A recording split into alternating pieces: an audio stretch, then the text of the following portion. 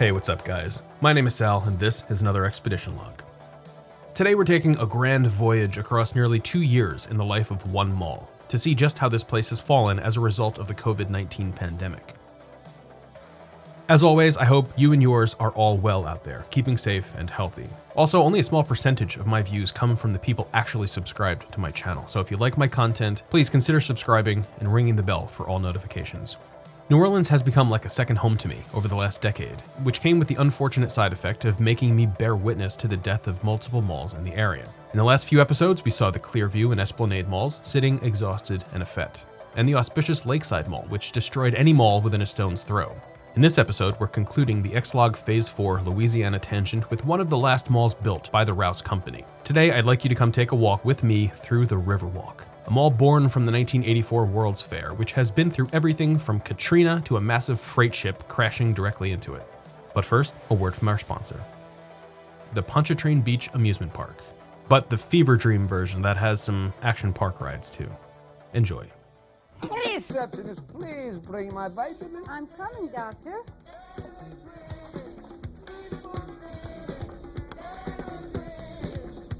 Vitamins good, keep me well, make me feel good. Here you go for family fun. Let's go to Pontchartrain Beach. Good, clean, wholesome family fun.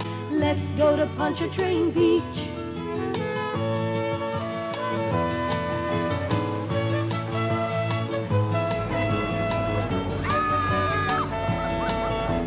Kids go together with Pontchartrain Beach for fresh family fun. At the beach, at Pontchartrain Beach, you'll have fun every day of the week. You'll love the thrilling rides, laugh till you split your sides at Pontchartrain Beach. Got my baby by my side. Moving on out to Pontchartrain Beach. Got to dig the games and ride.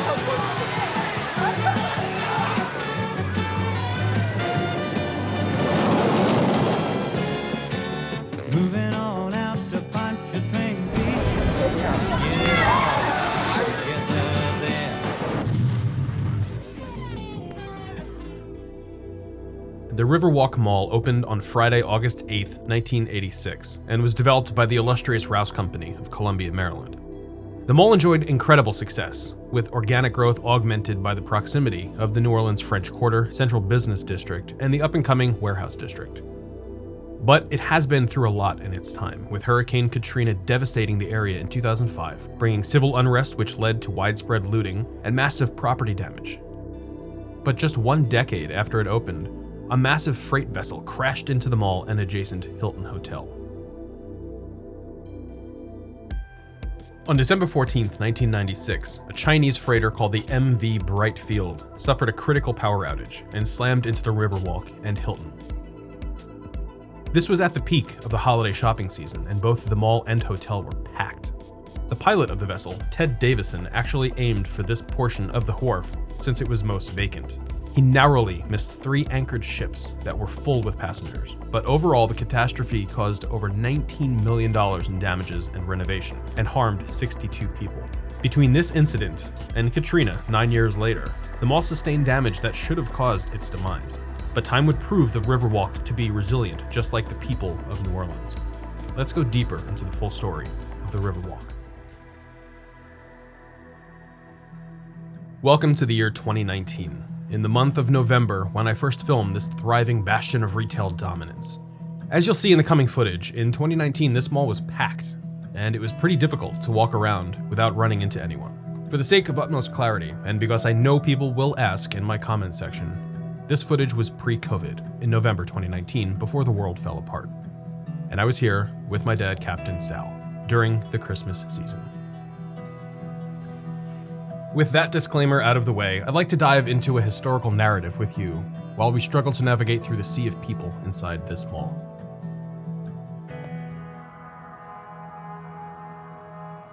In 1984, the city of New Orleans hosted the World's Fair for its second time, with New Orleans' first World's Fair happening 100 years prior.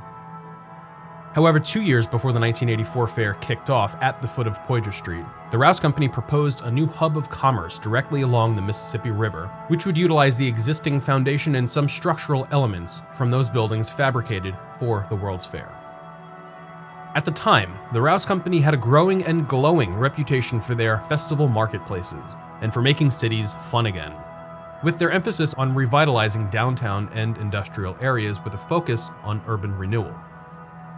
Their proposal was taken seriously with little pushback from city planning boards. As a matter of fact, their reputation preceded them with 4 successful festival marketplace developments.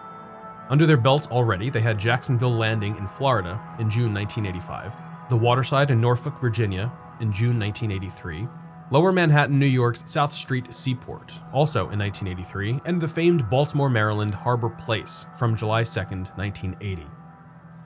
Make sure to go check out my episode covering the now ailing Harbor Place Twin Pavilions and its adjacent gallery in the Inner Harbor, Baltimore, in ExLog 69. Nice. By June of 1984, the Rouse Company sent a formal proposal to planning boards with their intent to build a half-mile-long shopping mall along the Mississippi River, incorporating buildings from the World's Fair International Pavilion. Overall, the consensus is that the 1984 World's Fair in New Orleans was a catastrophe, bringing in a total loss of almost $60 million. Most of the fair was actually removed, such as the monorail system, the Chrysler Building, the Vatican Pavilion, and dozens of shops and restaurants. But in the long run, New Orleans would also lose its dilapidated old warehouses and abandoned factories on the waterfront to make way for a new shopping mall. Rouse's Waterside project was estimated to cost around $55 million. And after about 2 years of work, on August 28, 1986, the adjacent Spanish Plaza was packed with over 5,000 people, all of whom released a celebratory balloon into the air to ring in the ribbon-cutting ceremony for the Riverwalk Festival Marketplace Mall. On opening day, over 45,000 people are said to have visited the mall, and after all was said and done, total construction costs came in at well over $60 million. At the grand opening, there were over 200 stores at the mall, including a Sharper Image, Abercrombie & Fitch, Banana Republic, a Whole Foods grocery store, and just to sort of make it feel like NOLA in there, Rouse opened a Rhine Chapeau and a Café du Monde. The mall spanned over 185,000 square feet and had nearly 35,000 square feet of glass windows alone for visitors to marvel upon the Mississippi River, the mighty Mississippi, the old miss, the old man, a deep river. It was also at this time that the adjoining Hilton Hotel had its own multi-million-dollar renovation. The hotel was built in 1977, and after reopening, it gained a few hundred more rooms, bringing the total room count to over 1,700, making it the largest hotel in New Orleans. The hotel, coupled with Rouse's Riverwalk, was just the thing to nurture tourists into New Orleans without dropping them right into the heart of the action, which can certainly be overwhelming at times. Or at least it used to be overwhelming before 2020. Stick with me through the episode, and I'll show you what it's like now, in just a couple of minutes. Attention all janitorial staff. We had a gentleman tourist that came in from Bourbon Street. He laid down and he pissed himself in the children's play area, and we need a full hazmat cleanup. This is a level 5 code red alarm, and if we don't get this mess cleaned up, we're in big trouble. Once again, some stupid bastard pissed all over himself, and the mall smells disgusting. We need a full detail of the Cinco cleanup crew to get this place in tip-top shape. Thank you. The Riverwalk stepped into the 1990s boldly, as most malls did at the time. It was thriving and had nearly 100% occupancy, giving mostly tourists a beacon of commerce, while the rest of us enjoyed a more bohemian culture up the street in the den of the French Quarter. But then, just 10 years after the mall was built, on April 9th, 1996, Jim Rouse died in his home in Columbia, Maryland. Just a few months later, as you saw in the footage preceding this video tour, the Chinese freighter named MV Brightfield wrecked into the waterfront portion of both the Riverwalk and Hilton, causing $19 million of damage. Looking at this footage now, you might be thinking that the mall was renovated as a result of the incident, but the money went into structural work with very minor aesthetic updates, and the mall wouldn't be formally redeveloped for almost 20 years after the event. Traversing yet another milestone, Riverwalk moved into the 21st century with confidence, still with near full occupancy catching the eyes of other real estate firms around the country. Then, in November of 2004, General Growth Properties, based out of Chicago, Illinois, bought the entire Rouse Company portfolio for a whopping $12.7 billion, of which the Riverwalk was included, making General Growth Properties, or GGP, the new owners. It was just 1 year later that Hurricane Katrina would make landfall in August of 2005, devastating the greater New Orleans region. Countless families were left stranded and homeless. Businesses were destroyed beyond repair, including a fabled mall directly downtown off of Poydras Street. Built by the Edward J. DeBartolo Company in 1988, just 2 years after the Riverwalk, the New Orleans Center would sustain heavy flooding from Katrina, never to be reopened. To be fair though, the New Orleans Center Mall had been struggling for a while until Katrina, and after it was torn down, it became Champion Square, leaving only bits of the former Macy's to be used as a VIP area for guests, and the former Lord & Taylor as an LSU healthcare mega clinic. New Orleans Center was the Riverwalk's main competition, but it really didn't put up too much of a fight. As the United States was in the throes of a national recession by 2008, like many other developers, General Growth Properties declared bankruptcy on April 16, 2009. As part of the outlined deal to restructure out of bankruptcy, GGP would spin off many of their master-planned communities and mixed-use properties to their own new company, the Howard Hughes Corp., of which the Riverwalk was included. It was in 2011 that I first started visiting New Orleans. On each trip, there were several days where I would head downtown to meet my dad, either for lunch or after he got off work. He worked on Poydras, so we'd usually just meet up at Mother's for something to eat before getting into some cahoots in the quarter, or just walking around the warehouse or central business districts, taking in the sights. Mother's is a great spot, and their food is incredible. The day my dad and I went, after visiting the Riverwalk, we decided to get a couple of roast beef po' boys. The meat is super tender, served over crunchy cabbage and some sort of cheese in a warm roll. It's plated in its own juice called debris, which makes for a fun little adventure of trying to eat the sandwich before the bottom half completely falls apart and disintegrates.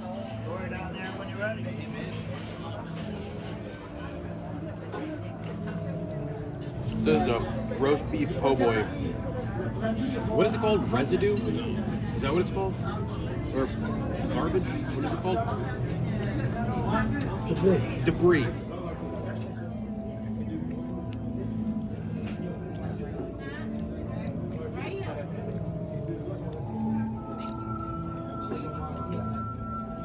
All that stuff at the bottom is the debris, or the juice with the beef that falls off into the sauce.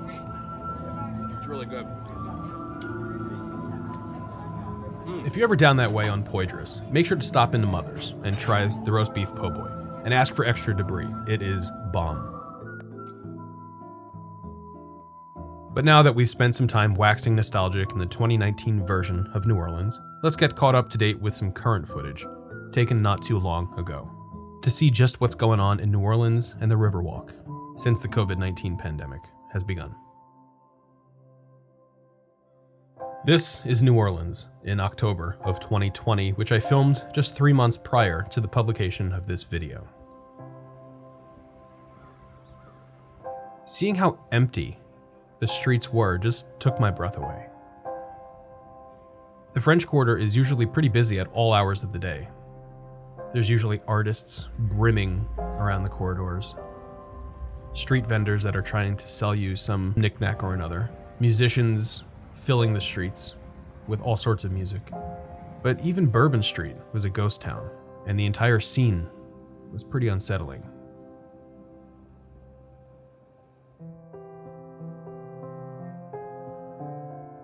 For years, the New Orleans waterfront was dominated by dirty old railroad yards, abandoned warehouses, and gnarly old wharves.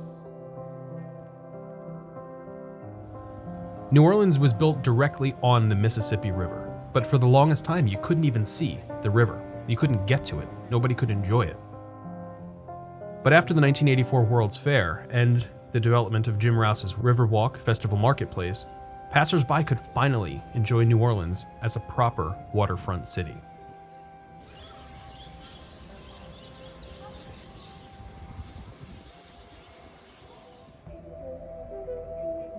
The water-facing side of Riverwalk is worlds more attractive than the city-facing entrance towards Poydras. As you breach the property grounds through the Spanish Plaza, the feeling of a quaint Louisiana neighborhood consumes you, with stone archways, palm trees, and vines overtaking the antique structures. Moving through the archways, you see ongoing construction to modernize the plaza, which is usually brimming with people taking selfies and lounging on the steps with festive beverages. But it was eerily quiet this past year. And for context, the footage you're watching was captured at around 3:30 p.m. on a Saturday in October. And in my experience, being there at this time of the year, again, it is packed.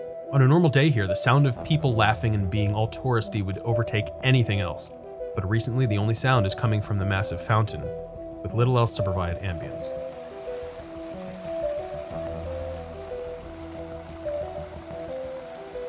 The back end of the mall is where the Rouse really shows. Doubling as a boarding platform for the Louis Armstrong riverboat, this extension invokes some super old school Jim Rouse vibes.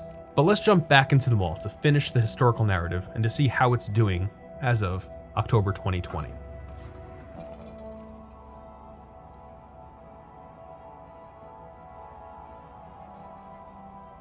By the time 2012 came, the Howard Hughes Corp announced a massive redevelopment plan for the Riverwalk, which would reimagine the property into an outlet collection of stores. The project would fully redesign the interior, gutting everything except for the structurally critical parts, and would bring new entrances and exterior features and facades. As construction was underway, by October 7, 2013, the owner said 94% of the space was leased, and then announced the lineup of retailers for the mall, which included many fine outlets, such as 2 separate Coach storefronts, Forever 21, and other bougie offerings for tourists to pour money into. The new outlet collection at Riverwalk had its formal grand opening and rededication ceremony on May 22, 2014, with the Coach contingent, Forever 21, and a Last Call studio by Neiman Marcus serving as anchors.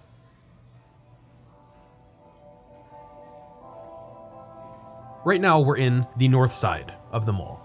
And once we get towards the end, near the food court, that's the new addition that they put onto it. And that new south side addition, including the massive food court, would give an even more lush view out of its all-glass wall, looking out towards the mighty Mississippi River. In the beginning of this episode, you'll notice that there was a giant cruise ship that was docked outside of this mall. Take a look outside the glass afterwards, and you won't see a cruise ship, because they've stopped operation due to COVID-19. Those cruise ships actually accounted for a lot of the revenue at this mall.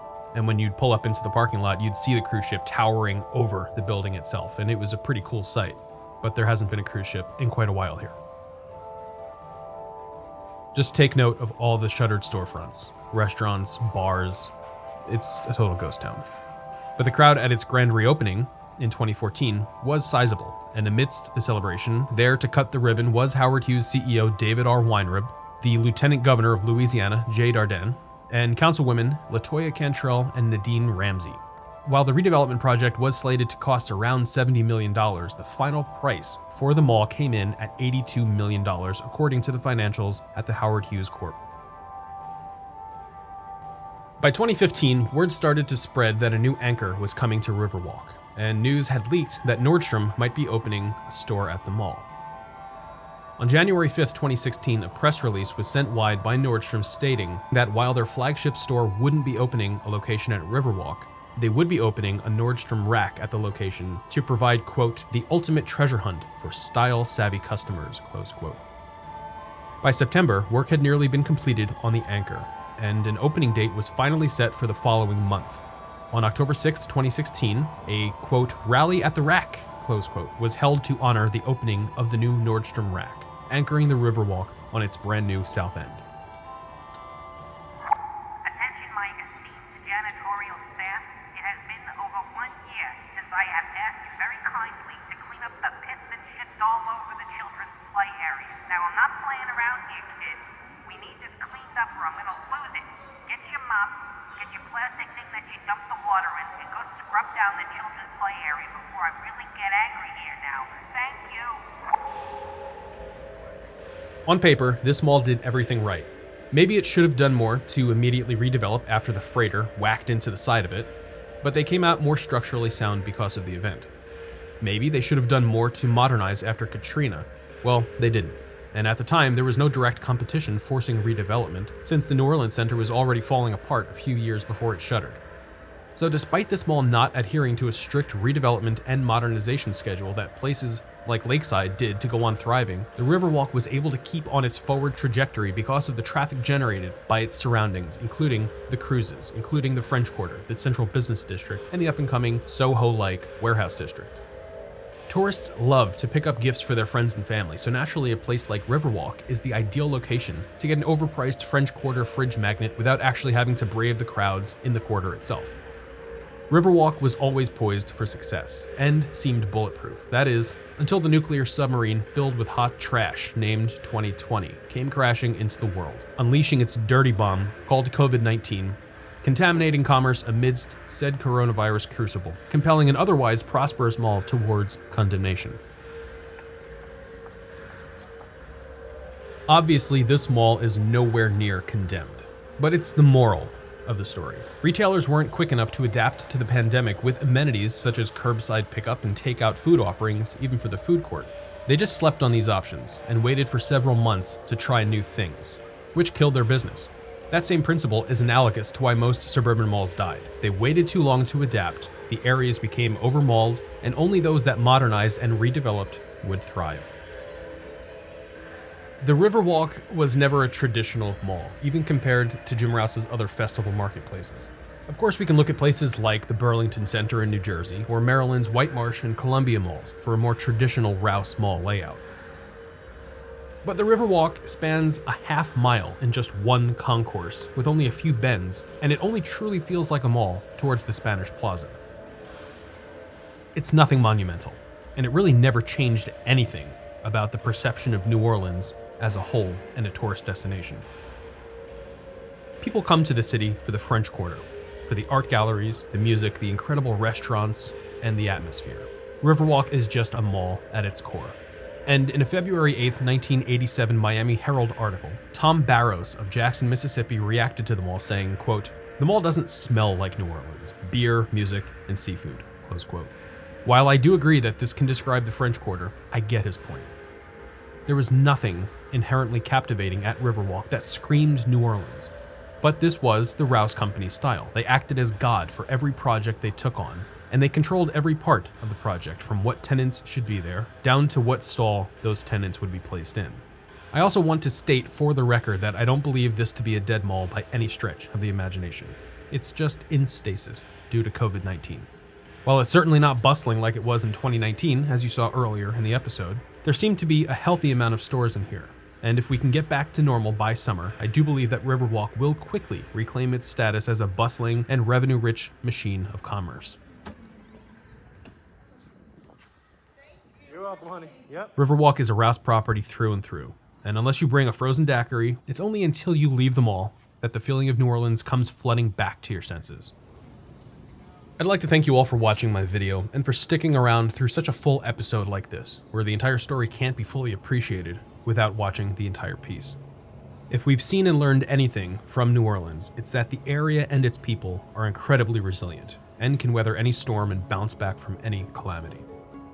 I was actually just reading an article in between takes while I was working on this piece that because the Mardi Gras parades were canceled, residents are turning their front porches into floats.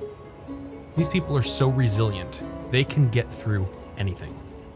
The Riverwalk and the commerce around it are no exception, and I fully expect to revisit this wonderful place in a year or two, and to enjoy it as it once was, complete with huge crowds and sweaty tourists brushing up against me, spilling their hand grenades and daiquiris all over my filming equipment.